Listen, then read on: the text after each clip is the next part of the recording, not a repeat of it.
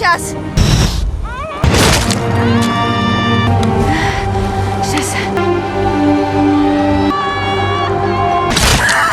10 steps to kill a man, 1,000 miles without leaving a trace. When the deed is done, he brushes off his sleeves and hides both his skill and his name. These two lines perfectly define the true essence of a sniper. They are like ghosts, taking lives from the shadows, and women often play the most ruthless roles among them. Back in World War II, more than 2,000 female snipers were active on the battlefield. They possessed not only incredible mental strength but also astonishing combat achievements. Shura was one of the most terrifying and deadly among them. In 1943, Shura had just graduated from university and was about to become a teacher, but suddenly, she received a conscription order and boarded a truck headed for the women's sniper training school. From that moment on, she took off her red dress and put on a uniform, cutting ties with everything beautiful, because war would never see her as a woman, and bullets on the battlefield made no distinction between male and female, or between beauty and ugliness. Anything that could distract or weaken her ability to kill or defend was stripped away. Then began the devil-like training. She crawled through mud, dragged herself across the freezing ground. To eliminate the enemy, one had to first master the art of disguise. Instructor Broshin exposed the flaws in every trainee's camouflage, then proudly declared to the group, Клименко, хорошая попытка, но слишком громоздко. В следующий раз постарайся вкопаться получше. Уяснила? Так точно, товарищ капитан. The rifle is your life. As long as you hold your gun, you live. Only by killing your target with a single shot can you hope to survive. And Shura never failed to impress him. Клименко, блестяще. But suddenly, a new order arrived. Their training was to end immediately. They were to be sent straight to the front lines. Yet the moment they arrived, the female soldiers received their first brutal lesson. German bombers attacked without warning. The women panicked, running for cover without even picking up their rifles, caring more about protecting their faces than hiding their bodies. The colonel who came to receive them was furious. Потому что боец без оружия. Не боец, а жертва. Вы исподнее можете забыть надеть, хрен с ним. А винтовка должна быть постоянно с вами. How can such soldiers go to war?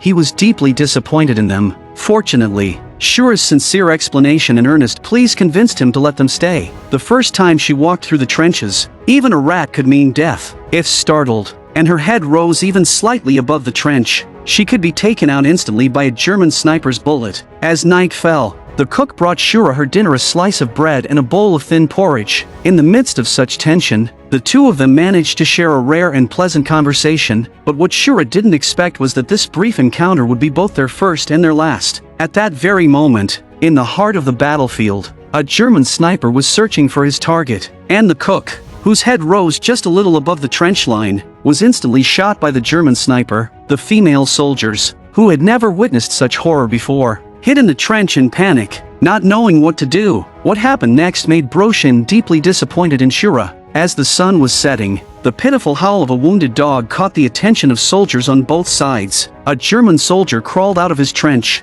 trying to rescue it. Broshin's order came immediately: eliminate Клименко, убить врага. the German. Before her was a living, breathing human being, and Shura hesitated, but she had no choice but to obey the command. Her shot did not kill him instantly, and as she watched the enemy writhing in pain before her, Shura broke down. In the end, it was her teammate who finished the task. Her performance left Broshin gravely disappointed. On the battlefield, compassion can cost your comrades their lives. Staying calm and rational is the most essential quality of a sniper. Снайпер, который не может выстрелить во врага, говно, а не снайпер. Broshin decided to transfer her to a field hospital. Shura never imagined her actions would lead to such severe punishment, and she hurriedly promised Broshin that she would never make the same mistake again. If I'm removed from the front line, my family will be doomed, she pleaded. It turned out that Shura's father had been captured by the Germans, but the authorities believed he had defected willingly. As a result, Shura was forced into the army. If she failed to kill enemies in battle,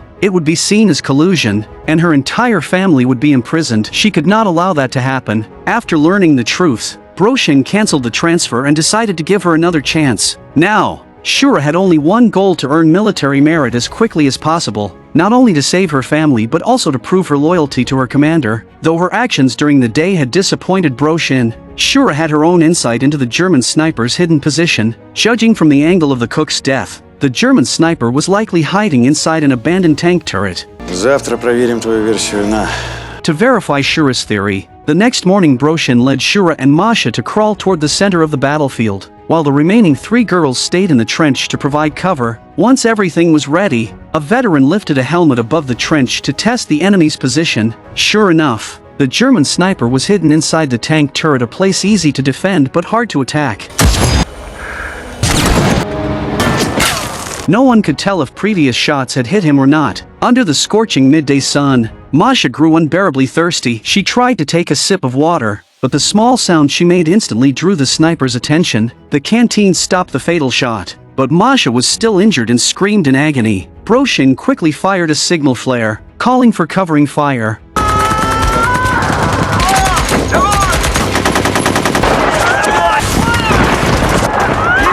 Жива, голуба. Тебе! With everyone's help, the 3 finally made it safely back to the trench, while the German sniper quietly withdrew from his hiding place. Although Masha was lucky to survive, her face was disfigured, and from that day on, she fell into despair. Afterward, Shura was filled with guilt, believing that it was her fault Masha had been hurt. After careful study, Shura came up with a new plan. Since the German sniper was hiding inside the tank turret and showed no fear of their bullets, she suggested planting a shell beside the turret. When the sniper entered the turret during the day, all they needed to do was detonate the shell, and he would be blown sky-high along with the tank. Broshin was pleased to hear her idea, since he had already ordered the engineers to do exactly that. Meanwhile, intelligence from Moscow reported that Germany's top sniper, Wangler, was on his way to the front, and everyone was warned to be extremely cautious during their next operation. At 4 in the morning, the German sniper was startled awake by his alarm clock. As usual, he climbed into the turret and waited for his target to appear. On the Soviet side, everything was ready. Before setting out, Broshin took Shura's hand. It was warm and dry, proof that she wasn't nervous. He told her, "I've put a propaganda leaflet on the shell. Just aim for that spot, and the sniper will go up with the turret." Shura nodded obediently. As daylight broke, the German sniper repeated his old routine. Once it was confirmed that he had appeared, Shura took aim at the leaflet attached to the shell, but she hesitated, unable to pull the trigger. The more Broshin urged her, the more her mind went blank. Just then, a gust of wind blew the leaflet into the turret. The German sniper glanced at it and instantly sensed something was wrong. He began to retreat. Seeing the chance slipping away, Broshin pulled the trigger himself. After the mission was over, the sniper team returned to the trench. During wartime, the country needed heroes. A reporter came to interview Broshin, wanting to tell the story of him and his sniper team. The credit should have belonged to Shura, but Broshin couldn't understand why she had hesitated. He was utterly disappointed in her and said coldly, "The battlefield has no place for saints. Mercy to the enemy is cruelty to yourself." He then ordered her rifle confiscated. From that moment, Shura was no longer a sniper, she became a medic. Meanwhile, on the German side, the elite sniper Wangler and his partner Schultz rushed from Berlin to the front. Their mission was clear: eliminate the Soviet snipers. They took cover in the no-man's land between the 2 armies and soon spotted a wounded Soviet scout. Schultz suggested finishing him off with a single shot, but Wangler stopped him. "Based on what I know about the Soviets," he said, "someone will come to rescue him soon. When they do, we'll ambush them." At that same time, Shura noticed the injured scout from her trench. Ignoring her comrade's warnings, she crawled toward him without hesitation. When Wangler saw that it was a medic, he decided not to shoot. He couldn't risk exposing his position for the sake of one medic. His real target was the Soviet snipers. Despite Shura's desperate efforts, the wounded soldier had lost too much blood and couldn't be saved. It wasn't until nightfall that Shura returned to the trench under the cover of darkness. Because she had acted on her own, Broshin scolded her harshly. "If there were new snipers on the other side, you'd already be dead." Почему за меня волнуетесь, товарищ капитан? Ты чё себе напридумывала, Клименко? Чтоб победить, люди нужны. Боевые единицы. Если каждый будет лоб под пулю подставлять, то кто воевать-то будет? А ты на рожон лезешь и сопли жуешь. Ну-ка, кругом! Марш! Есть. Feeling dejected, Shura barely made it back to camp before being summoned by the colonel. "You graduated top of your class at sniper school, yet on the battlefield you can't bring yourself to kill. You risk your life to save someone, and he still dies. That looks like collaboration to me."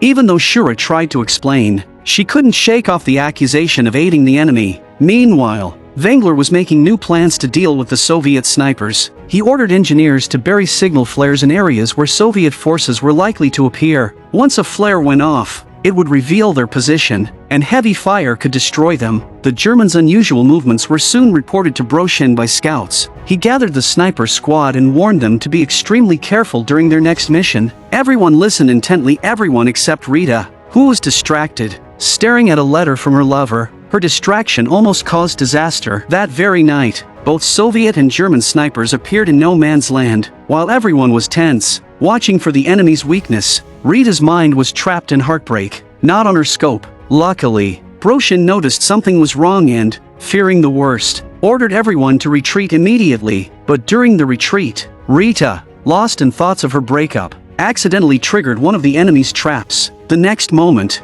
a storm of bullets came raining down. Я же предупреждал! Около старого пня особая осторожность! Что с тобой такое? Простите.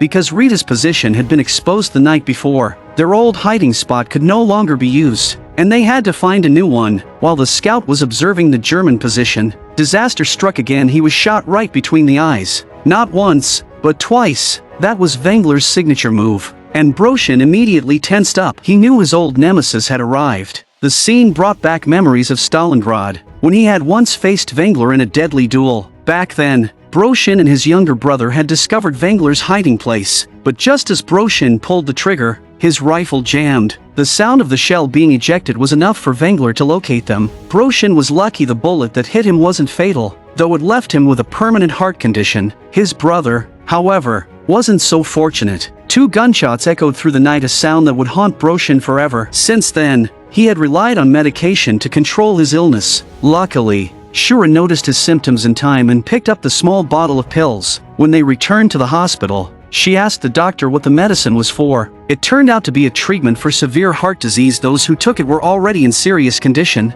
and once an episode began, they could lose consciousness at any moment. On the battlefield, that would make them nothing more than a living target. Shura went to see Demotion and gently advised him to go to Moscow for treatment. Her tone revealed her deep affection. As emotions surged between them, they managed to hold back their feelings. But Demotion knew that in times of war, with the country torn apart, he couldn't afford the luxury of love, nor could he guarantee he'd survive until the end. He turned away and continued training his squad of young women. It was now confirmed the sniper on the opposite side was indeed Wangler. He was a cunning and highly experienced marksman. To take him down, they would have to lure him into firing and strike during the brief moment when he reloaded. Just then, a major burst into the room, interrupting Demotion's lesson. He brought orders from command. Demotion was to be reassigned to another battlefield. Before leaving, he sternly warned the girls to follow orders and never act on their own, but their pride led to tragedy. The moment Demotion left, they went to the colonel, demanding permission to face Wangler head-on. Since the plan they proposed was originally drafted by Demotion, the colonel reluctantly agreed. After confirming the enemy sniper's position, the girls began crawling toward their target. During the operation, Baka's uniform got caught on a branch, and the noise she made instantly exposed her location. Wangler, ever the strategist, didn't kill her right away. Instead, he used her as bait, waiting to ambush whoever came to help. At the same time, Rita spotted Wangler's partner, Schultz. She figured she could use the same tactic, eliminate one and lure the other out. But after waiting a while, all she heard was Schultz's dying scream. With no sign of another sniper, she fired another shot and finished Schultz off. Ignoring her teammates' warnings, Rita rushed to rescue the wounded Baka, believing what Demotion had told them, that Wangler was the only German sniper. What she didn't know was that the cold-blooded Wangler had deliberately abandoned his comrade to keep his position hidden and execute his perfect ambush. Rita was already in his sights. One shot and she was gone. Watching her close friends fall one after another, Shura could no longer contain her grief. She picked up Rita's sniper rifle and ran straight toward the battlefield. When Demotion returned from his mission, he saw soldiers building a coffin. His heart sank. Upon learning that Rita had been killed, he asked anxiously where Shura was. When he was told she had taken Rita's rifle and gone to the front, his blood ran cold. On the battlefield, Shura searched tirelessly for any trace of Wangler, but after an entire morning, she hadn't even caught a glimpse of him. Instead, she was the one who got spotted first. Fortunately, Broshin arrived just in time, saving her from certain death. Overwhelmed with emotion, Shura kissed him. That kiss was both gratitude for saving her life and a release of all the longing and pain she had held inside. To avenge his fallen comrades, Broshin ignored Shura's pleas and decided to confront Wangler alone. But just as he set out, a German reconnaissance plane appeared overhead. Everyone scrambled for cover, everyone except Broshin, who raised his rifle and took aim. With one precise shot, the plane exploded and crashed into the distance. According to reports, the plane had been carrying a large cache of Soviet intelligence. If that film fell into German hands, the consequences would be disastrous. So the command ordered Broshin to lead the sniper squad and a reconnaissance team to retrieve the film. On the German side, Wangler received the exact same mission, and thus, a final duel between two master snipers began. The Soviet squad crept cautiously toward the valley, unaware that they were already locked in Wangler's crosshairs. A single shot rang out, the battle erupted instantly.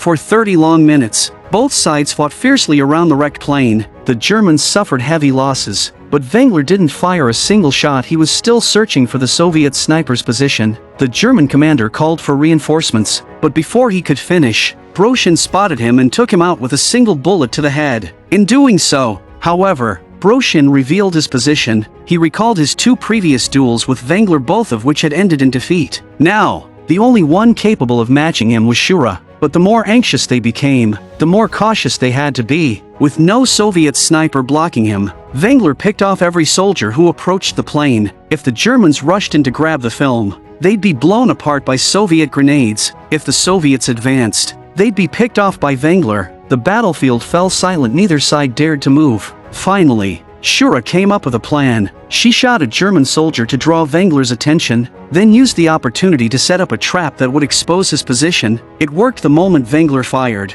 Shura spotted him. She locked on, fired twice, and both bullets hit their mark. The legendary German sniper, Wangler, was dead. Without their sniper's cover, the Germans fell into chaos, and the Soviets launched a final assault. But in a shocking twist, the German commander picked up Wangler's rifle and aimed at Shura. At the same moment, Shura pulled the trigger, but her rifle jammed. Just as death loomed over her, Broshin hurled a grenade, killing the German commander and saving Shura's life. In the end, the Soviets successfully destroyed the film, clearing the path for their main offensive. After surviving countless hardships together, Broshin and Shura finally admitted their feelings for each other. However, Broshin's heart condition worsened, forcing him to return to Moscow for treatment. At the same time, Shura's father was cleared of all accusations of treason. The leadership of the sniper squad was now in Shura's hands. As she looked at the new recruits, young, nervous, and innocent, she saw her former self in their faces. Perhaps, for her, the cruelest part of war was not death or killing,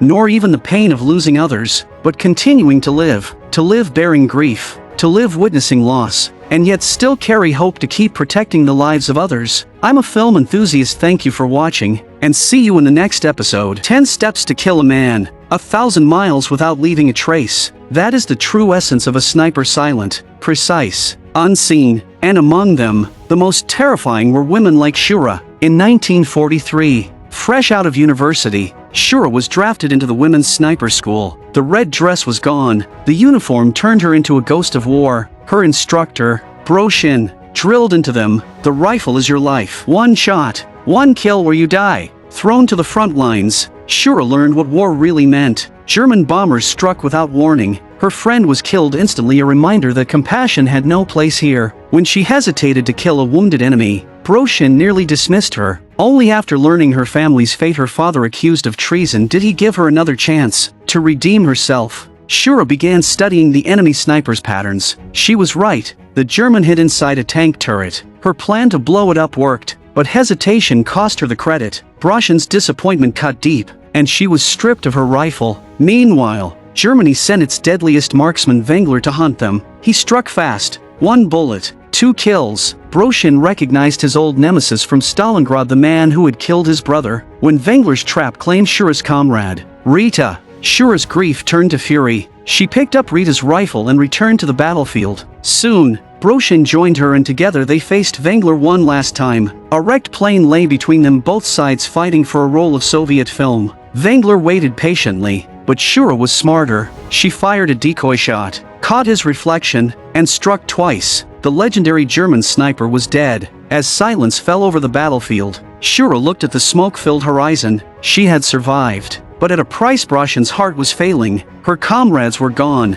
and she understood. The hardest part of war isn't dying, it's living, carrying grief, loss, and still finding the strength to protect others. I'm a film enthusiast. Thanks for watching, and see you next time.